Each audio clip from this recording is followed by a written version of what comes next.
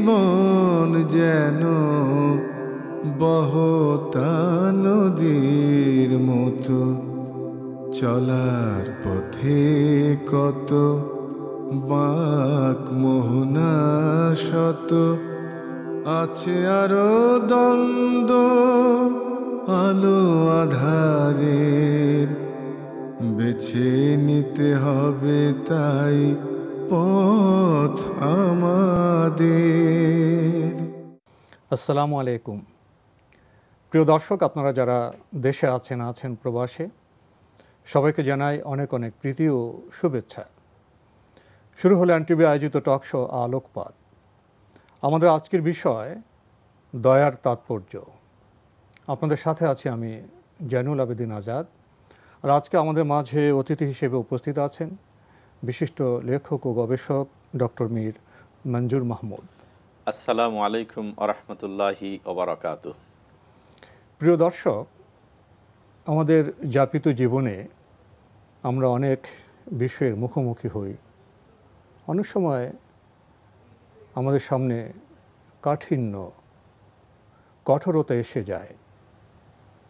তখন আমরা অনুভব করি এর বদলে যদি আমরা কোমলতা পেতাম, দয়া পেতাম, তাহলে কতই না ভালো হতো। এই আমরা যারা দয়াকে আকাঙ্ক্ষা করছি, দয়া কামনা করছি, তারা আবার ভিন্ন প্রেক্ষাপটে নিষ্ঠুর হয়ে যায়। সমাজে তো এই চিত্রগুলো আছে। এখন প্রশ্ন দাঁড়ায়, আমাদের যাপিত জীবনে, সামাজিক জীবনে কোন বিষয়টি বেশি প্রয়োজন? দয়া না নিষ্ঠুরতা, কোমলতা না কাঠিন্য? এমন প্রেক্ষাপটেই আমাদের আজকের বিষয় দয়ার তাৎপর্য। শুরুতেই এই দয়া সম্পর্কে জানতে চাইব ডক্টর মীর মঞ্জুর মাহমুদ আপনার কাছ থেকে। ধন্যবাদ একটি চমৎকার এবং অতীব গুরুত্বপূর্ণ বিষয়ের অবতারণা করার জন্য। আমরা শব্দ দয়া, এটাকে ইংরেজিতে কাইন্ডনেস বলতে পারি, রহমা হিসাবে আমরা বলতে পারি। তো দয়া হচ্ছে মানুষের ব্যক্তি জীবনের এমন একটি গুণবৈশিষ্ট্য যেটির অনুপস্থিতিতে একটি মানুষ হয়ে ওঠে হিংস্র, হয়ে ওঠে জিঘাংসাকারী, হয়ে ওঠে জালেম অথবা আরও যত এই জাতীয় হতে পারে। আর দয়ার উপস্থিতি, দয়া, কমলতা, এটি একটি মানুষকে তার জীবনকে আকর্ষণীয় এবং সৌন্দর্যমণ্ডিত করতে, একটা মানুষের জীবনকে মানুষের জন্য গ্রহণযোগ্য করতে এটি একটি অনিবার্য পূর্বশর্ত হিসাবে বলতে পারি। আসলে দয়ার আবর্তে, দয়ার বেষ্টনীতে আমরা মায়ের কোলে বড় হই। দয়ার আল্লাহ তাআলার দয়া এবং রহমার বেষ্টনীতে আমাদের জন্ম, আমাদের বেঁচে থাকা, গোটা সৃষ্টি নিশ্চয় আল্লাহ তাআলার দয়ার বেষ্টনীতেই আবদ্ধ রয়েছে। আপনি দয়ার বিষয়ে আলোচনায় চমৎকার একটি ভূমিকা টেনেছেন। তো এই ভূমিকার প্রেক্ষাপটে তো আমরা চাইব আমাদের পরিবারে, সমাজে, সব জায়গায় দয়ার একটি আবহ বিরাজ করুক। কিন্তু বাস্তবে কি তেমন আবহাওয়া, আবহ বা বাতাবরণ বিরাজ করছে আমাদের সংসারে, আমাদের সমাজে, ব্যবসায়, বাণিজ্যে?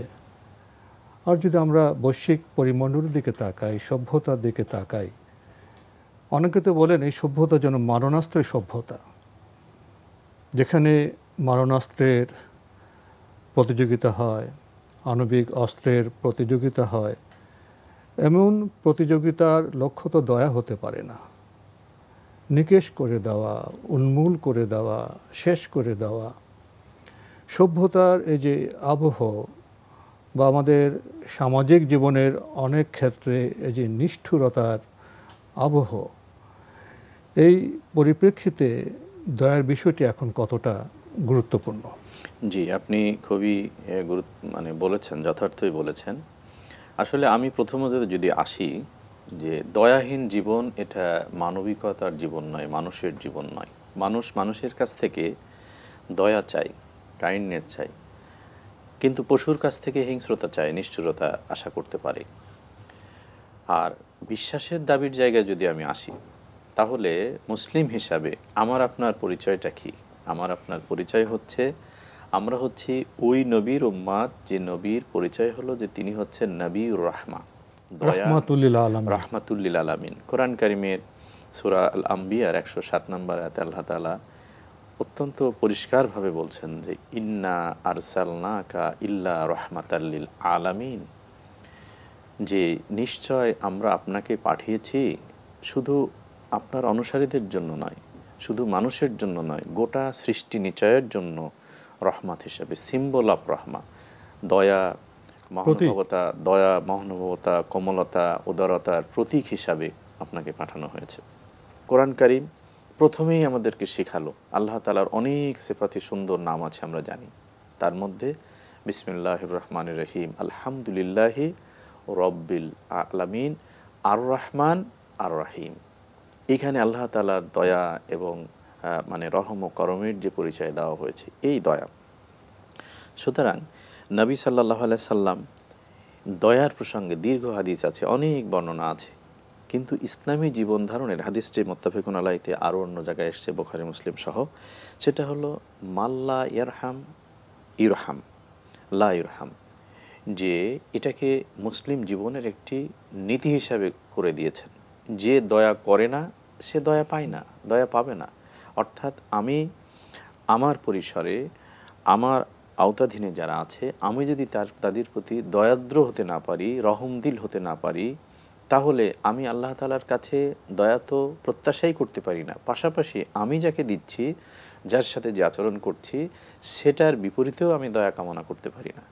আমাদের সবচেয়ে বিস্ময়কর যেটা বা অবাক যেটা, এটা মানুষের অবশ্য নেচারের অংশ, যে আমি রূঢ়তা প্রদর্শন করব, আমি জিঘাংসা প্রদর্শন করব, আমি জুলুম করব, কিন্তু আমি প্রত্যাশা করব ইনসাফ, ইহসান।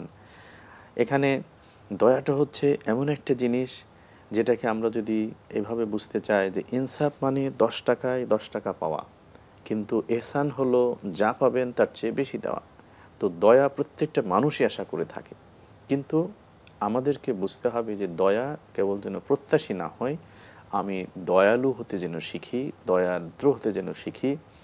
আর যখনই দয়ার অনুপস্থিতি হবে, বুঝতে হবে আমার চরিত্র, আমার জীবন যে কঠোরতা এবং যে নিষ্ঠুরতার পথ বেছে নিয়েছে, এই জীবন আমার এই যাপিত জীবনের কাজগুলোকে গ্রহণযোগ্য হওয়ার জন্য আমি অনুপযুক্ত করে ফেলেছি।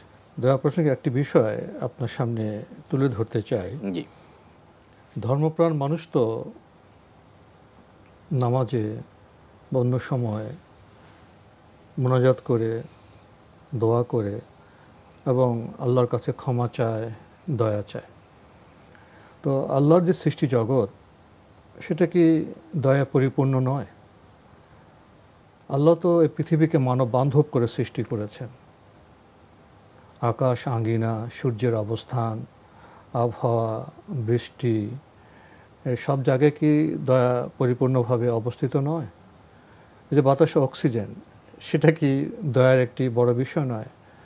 এই করোনাকালে আমরা বা অন্যরা যারা হাসপাতালে গিয়েছে, সেখানে অক্সিজেনের গুরুত্ব কতটা সেটা সবাই উপলব্ধি করেছে। অথচ এই প্রকৃতিতে বিনে পয়সায় যে অক্সিজেন আছে এভাবে, সেটা কি বড় দয়ার নিদর্শন নয়? মহান আল্লাহ সব জায়গায় দয়া ছড়িয়ে রেখেছেন, আমরা সেই দয়াকে উপভোগ করছি, সেই দয়ার মাধ্যমে আমরা বেঁচে আছি, জীবনযাপন করছি। তো এখান থেকে কি শিক্ষা নিয়ে আমাদের সবার দয়ালু হওয়া উচিত নয়? নবী সাল্লাল্লাহু আলাইহি সাল্লাম আমাদের জন্য পরস্পরের প্রতি, অন্যের প্রতি দয়ালু হওয়া, দয়াদ্র হওয়াকে শর্তযুক্ত করেছেন। যে দয়ালু হয় না, দয়াদ্র হয় না, সে দয়ার উপযুক্ততাও অর্জন করে। নবী সাল্লাল্লাহু আলাইহি সাল্লাম স্পষ্ট করে বলছেন যে লাইসা মিন্না, সে আমার দলভুক্ত নয়। কিন্তু আমরা নিজেরা অনেক ক্ষেত্রে দয়া করতে চাই না।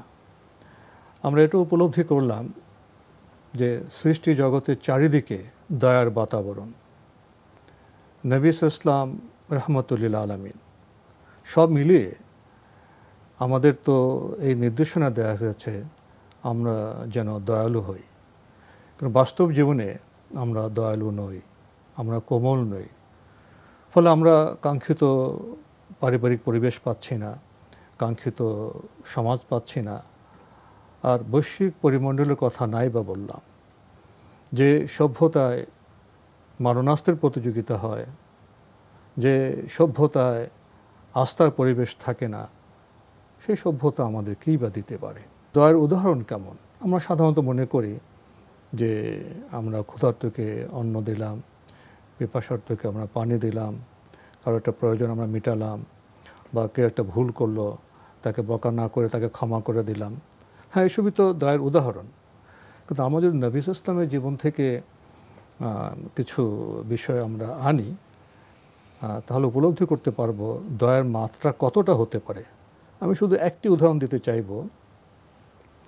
সমাজে মানুষ তো একরকম হয় না, একরকমভাবে শিক্ষিত হয় না, সংস্কৃতিমান হয় না, পরিশীলিত হয় না, নানা ধরনের মানুষ নেই আমাদের সমাজ। এক বেদুইন যারা জাহেল, সে তো মসজিদে এসে পেশাব করে দিল। মসজিদে এসে পেশাব করা এটা সাধারণভাবে আমাদের কাছে তো খুবই বড় একটি অপরাধ। স্বাভাবিকভাবেই যারা ছিলেন সেখানে সাহাবা, তারা তো রেড়ে করে আসলেন, তাকে উত্তম মধ্যম দিবেন, শাসন করবেন। তখন নবী ইসলাম কি বললেন? কি কোমল ব্যবহার, কতটা দয়ালু! ওকে ছেড়ে দাও, তোমরা এক পাত্র পানি সেখানে ঢেলে দাও, কারণ যেটা নাপাকি, সেটা নাপাকি দিয়ে তো দূর হবে না। নাপাকি দূর করতে হলে পরিচ্ছন্ন পানি লাগবে, ভালো কিছু লাগবে।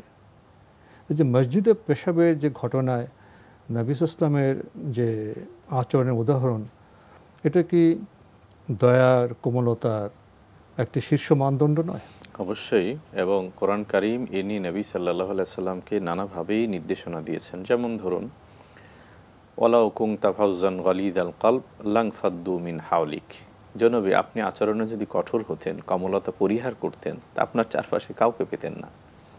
নবী জীবনের এটি ভূষণ ছিল, এটি তো তার নবীউর রাহমা হিসেবে তার যে একটা অবস্থান ছিল। দয়া জন্ম থেকে, মায়ের কোল থেকে আমরা দয়া ভালোবাসা দিয়ে বেড়ে উঠি। বাবার অপত্য স্নেহের মধ্যে দয়াকে বাদ দিয়ে স্নেহ হয় না। পরিবারে বেড়ে ওঠার জন্য পরিবারের সদস্য, সমাজ, পারিবারিক মানে সামাজিক অনুশাসন বলতে যেটা, পারিবারিক অনুশাসন বলতে যেটা, শিক্ষকের ভালোবাসা, এই সব কিছুর মধ্যে দয়াকে বিচ্ছিন্ন করার কোনো সুযোগ নাই। এবং যেগুলো নিয়ে আমরা মানসিক পরিপুষ্টি সাধন হয়, আমাদের মেধা মনন বিকাশ হয়, এই প্রত্যেকটার পিছনে কমলতাই আছে, কঠোরতা নেই। কমলতা দিয়ে, ভালোবাসা দিয়ে, দয়া দিয়ে যত মেধা এবং সম্ভাবনার স্ফুরণ হয়ে থাকে, কঠোরতা দিয়ে সেগুলি স্তব্ধ হয়ে যায়। বিশেষত বাচ্চাদের যদি আপনি কঠোরতা দিয়ে, দয়ার অনুপস্থিতি থাকে বাচ্চাদের লালন পালনে, তাহলে তাদের মধ্যে একটা জীবনব্যাপী একটা বৈকল্য তৈরি হয়ে যায়। তো সুতরাং দয়া হচ্ছে ব্যক্তি এবং সামাজিক জীবনে তথা বৈশ্বিক জীবনে দয়ার অনুপস্থিতি, সেটা মানবিকতা, মানব সমাজ হিসেবে থাকে না। মানবিকতা তখনই হারায় যখন সেখানে দয়া থাকে না। আমি একটা ছোট্ট ঘটনা বলছি, যে বিশেষ মুহূর্ত নবী সাল্লাল্লাহু আলাইহি সাল্লাম মক্কা বিজয়ের দিন, মক্কা বিজয়ের সেই টান উত্তেজনার মুহূর্তে, বিশেষ মুহূর্তে নবী সাল্লাল্লাহু আলাইহি সাল্লাম যখন মক্কায় প্রবেশ করলেন, তখন তিনি কিন্তু বিজয় দলের সেনাপতি। তার কাছে হাজারো সমস্যা রয়ে গেছে, অনেক বিষয় সেখানে যা থাকার সেটাই আছে। এমন সময় আবু বকর সিদ্দিক রাদিয়াল্লাহু তাআলা আনহু তার বাবা আবু কুহাফাকে নিয়ে আসলেন নবীজির সামনে। তিনি তখন অশীতিপর বৃদ্ধ। এনে যখন নবীজির সামনে বললেন যে ইয়া নবী আল্লাহ, আপনি তাকে ইসলাম কবুল করান, তখন নবী সাল্লাল্লাহু আলাইহি ওয়াসাল্লামের যে উক্তিটা ছিল, আমি শুধু সেটি বলতে চাচ্ছি। তিনি বলছেন যে হাল্লা তারাক্তা শাইখা ফি বাইতিহি হাত্তা আকুনা আনা আতিহি ফিহি। নবীজি সাল্লাল্লাহু আলাইহি ওয়াসাল্লাম, এটা ইবনে হিব্বান, মুসনাদ আহমদ, মুস্তাদরাকুল হাকিমের মধ্যে মানে বর্ণনাটা এসছে, হাদিসটা এসছে। নবীজি কত চমৎকার করেই তার প্রিয় সাহাবী আবু বকর রাদিয়াল্লাহু তাআলা আনহুকে বললেন যে তুমি কেন এই বৃদ্ধকে আমার কাছে নিয়ে এলে? তুমি আমাকে বলতে, আমি তার বাসায় যেতাম। এই যে এই চরম মুহূর্তেও 20টা মানে এতটা বছর ঈমান আনেনি, আর সেই একটা বিশেষ মুহূর্তে একজন ঈমানের জন্য আসছেন, সেখানে নবী সাল্লাল্লাহু আলাইহি ওয়াসাল্লাম একজন বৃদ্ধ যে তখনই ইসলাম গ্রহণ করেনি, তার প্রতি যে দয়া মায়ার যে উদাহরণ, নবী জীবন তো গোটাটাই রাহমাতুল লিল আলামিন হিসাবে দয়ার মোড়কে ঢাকা। মক্কা বিজয়ের সময় একটি ঘটনা আপনি বললেন, আরো প্রচুর ঘটনা আছে। এখান থেকে ওই বিষয়টি উল্লেখ করা যায়, মক্কা বিজয় কখন হলো? তার আগের ইতিহাস কি? জি জি যে মুসলিমদেরকে তার আপন মাতৃভূমি থেকে উৎখাত করা হলো, বিতাড়িত করা হলো, মদিনায় গেলেন, সেখানেও টিকতে দেওয়া হলো না, হবে না, যুদ্ধের পর যুদ্ধ, ষড়যন্ত্রের পর ষড়যন্ত্র, এত চ্যালেঞ্জের পরে, এত কাঠিন্য অতিক্রম করার পরে যখন মক্কা বিজয় হলো, সেখানে তো কোনো প্রতিশোধ নেওয়া হলো না, না, সেখানে তো দয়ার বার্তা, সেখানে তো জি, জি। ক্ষমার বার্তা।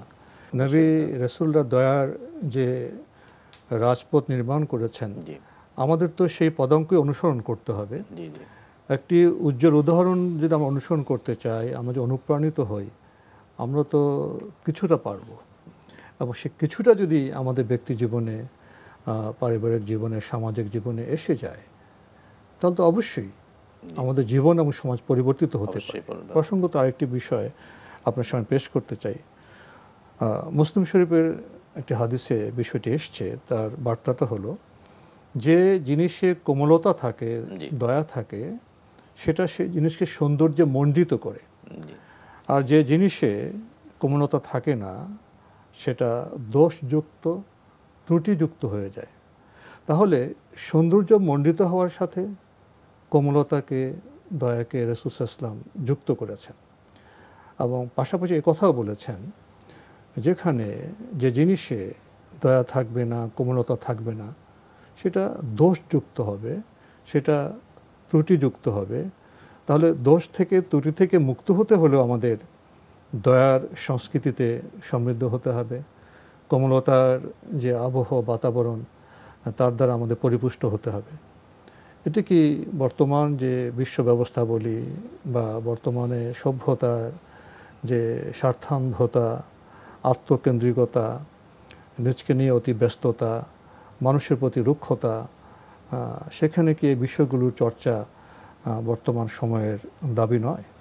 অবশ্যই দাবি, এবং এটা সবসময়ের জন্যই মানুষ এটা আশা করে থাকে। যেমন প্রকৃতি পরিবেশের দিকেও যদি তাকায়, যে প্রকৃতি যখন রুক্ষ হয় তখন কিন্তু মানুষ বৃষ্টি আশা করে, এবং বৃষ্টি যখন আসে তখন প্রকৃতিকে সিক্ত করে, বন বনানী তখন খরা কেটে যায়, খরা কেটে যায়, এবং বন বনানী পত্র পল্লবে মানে সুশোভিত সবাই হয়, হেসে ওঠে তখন, এবং ফুল ফোটে, ফুলরা মানে মৌমাছিকে, ভ্রমরকে আহ্বান করে, এবং তাদের এই আনাগোনা দিয়ে মানে প্রকৃতি যেমন সজীব হয়, প্রকৃতি যেমন ভ্রমরের গুঞ্জন শুনতে পারে, ফুলের সুরভি এবং সৌন্দর্য দেখে, গাছপালা বনানী সবুজে ভরে যায়, এবং এই যে একটা নতুনের আগমন ঘটে, অর্থাৎ প্রকৃতিকে প্রাণময় করতে, প্রাণসিক্ত করতে যেমন বৃষ্টির দরকার হয়, ঠিক তেমনি মানুষের জীবন এবং সমাজকে যদি আপনি দয়ার বৃষ্টিতে, দয়ার চাদরে মুড়ে দিতে পারেন, তাহলেই এটা প্রাণময় হবে। যেমন আমরা আমাদের বাবা মার জন্য দোয়া করতে আল্লাহ তাআলা শিখিয়েছেন, রব্বির হামহুমা কামা রব্বায়ানি সাগীরা। এখানেও কিন্তু বাবা মাকে দয়ার মোড়কে, আল্লাহ তাআলার ক্ষমার মোড়কে জড়িয়ে দেওয়ার জন্যই প্রার্থনা করতে আমরা একেবারে শিখিয়েছেন। শেষের দিকে চলে এসেছি। আমরা দয়া এবং কোমলতার কথা বলছিলাম, শেষে এসে একটি প্রশ্ন জাগে। আমরা অবশ্যই দয়া এবং কোমলতার যে সংস্কৃতি, সেই সংস্কৃতিতে আমরা পরিশুদ্ধ হব, পরিপুষ্ট হব, কিন্তু সমাজে তো অপরাধ হয়। কিছু মানুষ আছে বারবার দয়া এবং ক্ষমা পাওয়ার পরেও তারা অপরাধ থেকে মুক্ত হয় না। ফলে সমাজে শাসনের প্রয়োজন হয়, আইনের প্রয়োজন হয়, শাস্তিরও প্রয়োজন হয়। কিন্তু ব্যক্তি জীবনে সাংস্কৃতিক চেতনায় আমরা কোমল হব, দয়া হবে, অর্থ কি এই নয়?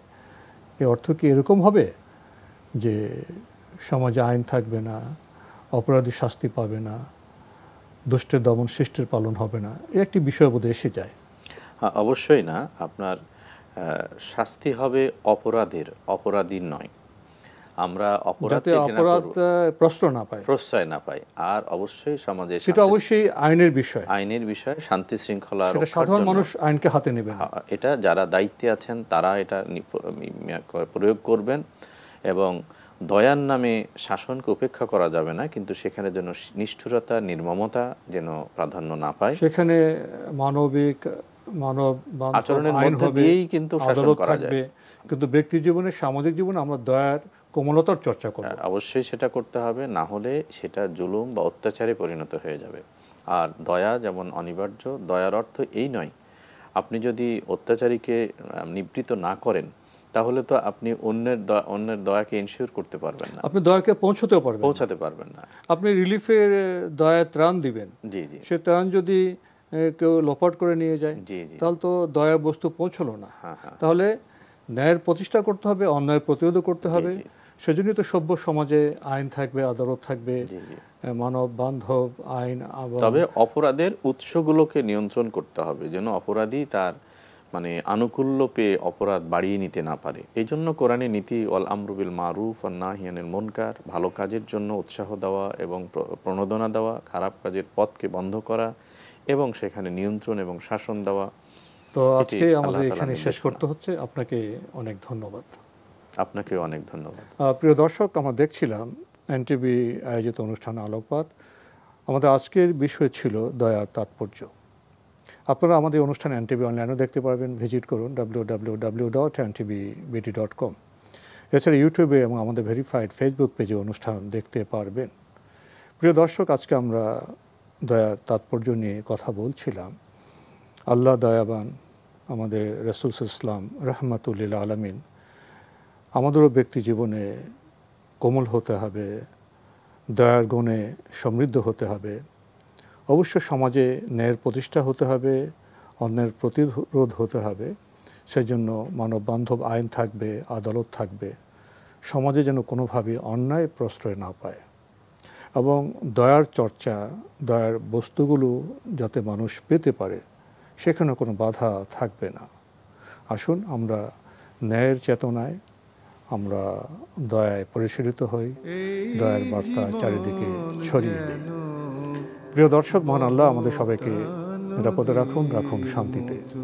আসসালামু আলাইকুম। চলার পথে কত বাঁক মোহনা শত, আছে আরো দ্বন্দ্ব আলো আধারের, বেছে নিতে হবে তাই পথ আমাদের।